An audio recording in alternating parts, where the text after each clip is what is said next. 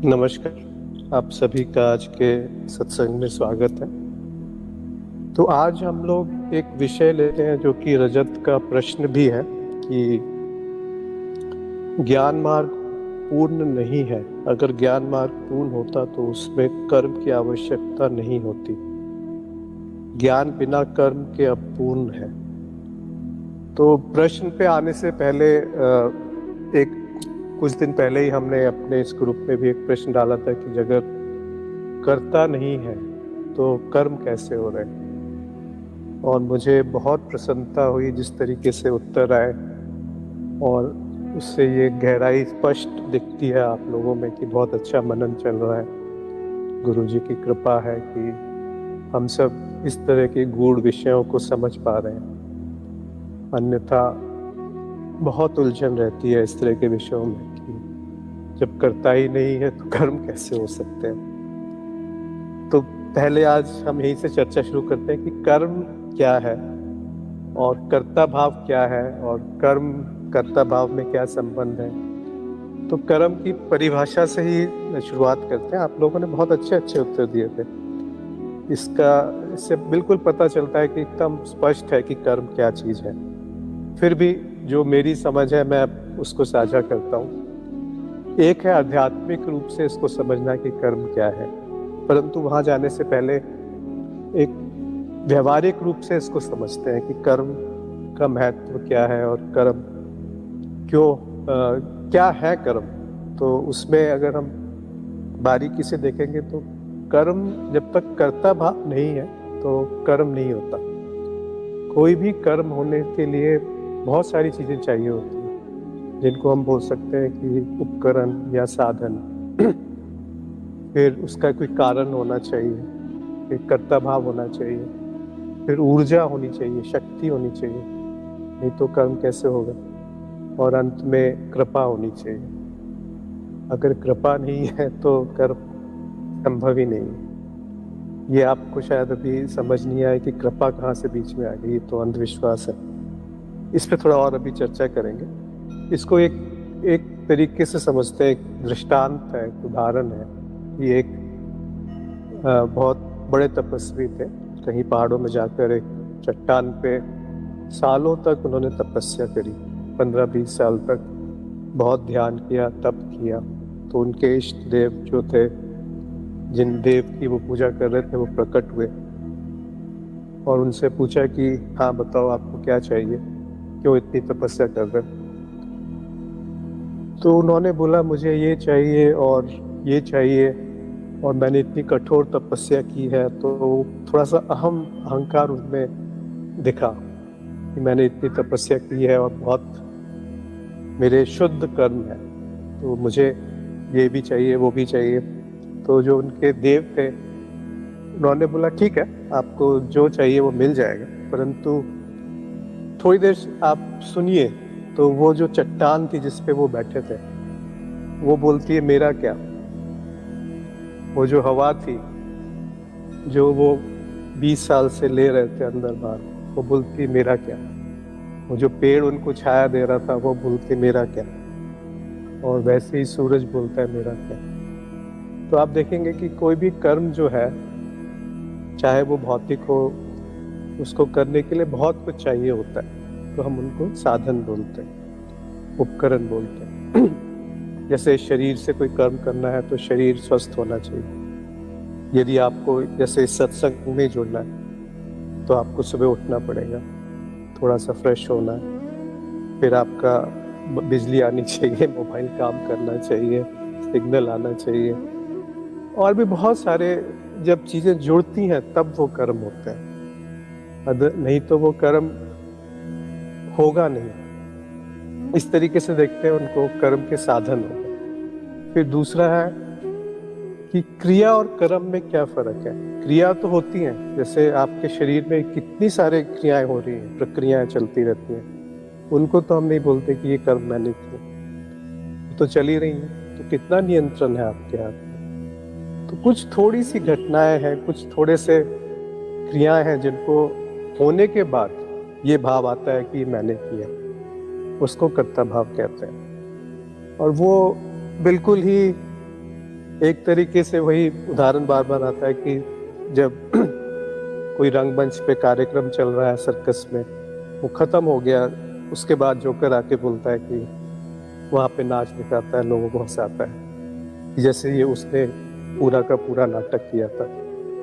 परंतु ऐसा तो नहीं है, वैसे ही कर्ता भाव है। तो कर्ता भाव तो है ही नहीं, यानी कि मैं करता नहीं हूँ, ये तो स्पष्ट है, परंतु कोई भी करता नहीं है।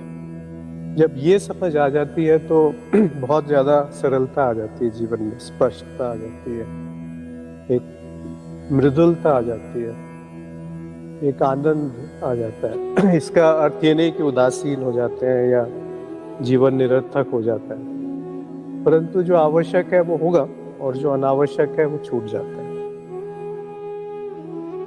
तो एक समर्पण का भाव रहता है कि जब मैं करता हूँ ही नहीं, जब कोई भी करता नहीं है, तो जो भी कर्म हो रहे हैं तो होने दो। वैसे भी कर्म का फल जो है वो आपके हाथ में नहीं है। ये दूसरी एक विचित्र बात है, कर्म तो करेंगे परंतु फल क्या आएगा वो किसी के हाथ में नहीं है। उस पर कितने सारी चीजों को एक साथ जुड़ना पड़ेगा उस फल के लिए। तो ये भी सोचना मूर्खता है कि मेरे प्रयत्न से, मेरे कर्म से ही है फल आया। ज्यादातर होता क्या है कि कोई कर्म किया और अगर अच्छा फल आया तो हाँ, हम उसका क्रेडिट ले लेते हैं कि हाँ ये मैंने किया, परंतु अगर गलती से बुरा उसका फल आ गया, जो आप चाह रहे थे वैसा नहीं हुआ, तुरंत दूसरे पे दोषारोपण कर देते हैं कि ये तो वो लोग कर रहे थे या इस वजह से ये ठीक नहीं हुआ, मैं उसके लिए जिम्मेदार नहीं। तो आप देखते हैं कि कैसे अहम भाव जो है वो खेल खेलता है कि मैंने किया है या मैंने नहीं किया है। दोनों ही भाव, चाहे मैंने किया है कहें या मैंने नहीं किया है, दोनों कर्ता भाव है। तो ये जब भूल जाते हैं कि मैंने क्या किया है या मैंने क्या नहीं किया है, या मुझे ये करना है या मुझे ये नहीं करना है, जब ये द्वंद्व है, ये द्वैत है, इसके साथ जब हमारी छुट्टी हो जाती है इस बंधन से, भी एक बंधन है ना, अज्ञान का बंधन कि मैं कर रहा हूँ, तो जब इस बंधन से छुट्टी होती है तो जो पुरुषार्थ है, धर्म, अर्थ, काम और मोक्ष, इन सब से भी, इन सब का कुछ अर्थ नहीं रह जाता, इन सब का कोई मतलब नहीं रहता जीवन में। यानी ये नहीं कहना कि धर्म और अर्थ और काम और मोक्ष जो है ये, इनका कोई अर्थ नहीं है, क्योंकि जब करता ही नहीं है, मैं ही कुछ कर नहीं रहा हूँ, सब कुछ हो रहा है अपने आप, तो क्या मैं कामना करूं, क्या मैं अर्थ अर्जन करूं, क्या मैं धर्म का पालन करूं और क्या मैं मोक्ष की इच्छा करूं। अब ये बिल्कुल विरोधाभासी लगता है कि साधक के गुण में मुमुक्षुत्व बताया गया है, परंतु यहाँ बोल रहे हैं कि ये चारों जो पुरुषार्थ के साधन है ये भी निरर्थक हो जाते हैं अगर ज्ञान हो गया या आत्मज्ञान हो गया। तो इसको समझना चाहिए कि इसकी चरण होते हैं। शुरुआत पे हमें सारे गुण चाहिए जो साधक में होने चाहिए। आत्मज्ञान होने के बाद ये मान लिया जाता है कि जो ज्ञानी है वो जानता है क्या होना चाहिए जीवन में, कैसे होना चाहिए, क्या सही है क्या गलत है, उससे कुछ गलत नहीं होगा। ज्ञानी से कभी भी कुछ गलत नहीं होता। और अज्ञानी जो है वो सही करते हुए भी काफी कुछ गलत कर जाता है, क्योंकि कर्ता भाव रहता है। यही भेद है ज्ञानी और अज्ञानी में। फिर आता है कर्म के लिए कि इच्छा का होना बहुत आवश्यक है, वासना का होना बहुत आवश्यक है। उसी को कारण कह सकते हैं कि इस कारण से आपने वो कर्म किया। और चौथा है कृपा। कृपा समझ ऊर्जा, शक्ति चाहिए। नहीं तो कर्म को तीन तरीके से जाना जाता है समझने के लिए, कि जो मन के कर्म होते हैं जैसे विचार, भावनाएं, इच्छा, ये सब जो गति होती है, जो हमें चित्त में गति दिखती है, उसी को कर्म कहते हैं। जो स्मृति भी कह लीजिए उसको। तो जो विचार है वो सबसे सूक्ष्म कर्म है, जो मानसिक कर्म होते हैं। फिर वो जब थोड़े ठोस होते हैं तो वो वाणी के रूप में प्रकट होते हैं। जिसको कहते हैं कि जो आप कह रहे हैं मुख से मौखिक रूप से जो प्रकट है उसको वाणी वाले कर्म कह देते हैं, और सबसे अंत में भौतिक रूप से जो शरीर से कर्म होते हैं। तो इन तीनों में कर्ता भाव आ सकता है, जबकि जो बाकी के कर्म है, जो शरीर में गतिविधियां चल रही हैं, प्रक्रिया चल रही है, उनमें कोई कर्ता भाव नहीं रहता। उसको नहीं कहते कि मेरा जो हृदय है वो 30 साल 40 साल से अपने आप ही धड़क रहा है, या मैंने जो फेफड़े हैं इतनी सांस ली है, या मेरा इतना खाना मैंने हजम किया है, पता नहीं कितने टन खाना खा जाते हैं हम लोग इस जीवन काल में। तो उस पे कर्ता भाव नहीं आता। और ऐसे ही एक और उदाहरण से लीजिए कि कोई सुनामी आई और उसमें कई लोगों की मृत्यु हो गई, उस पे तो आप किसी को दोष नहीं ठहराते कि पानी का दोष है या हवा का दोष है या सरकार का दोष है या प्रकृति का दोष है।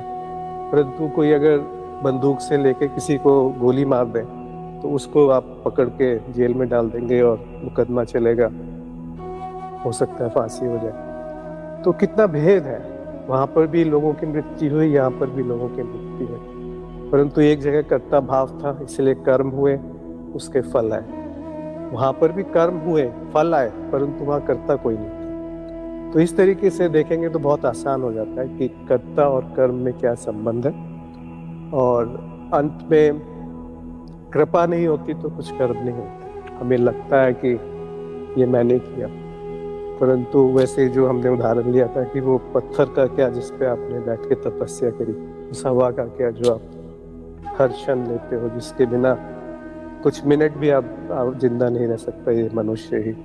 तो किस किस को आप आभार प्रकट करेंगे, और कौन कौन से कारण है जिसकी वजह से ये कर्म अभी हुआ या क्रिया भी हुई। तो इस तरीके से समझिए। बाकी आप लोगों के उत्तर बहुत अच्छे थे।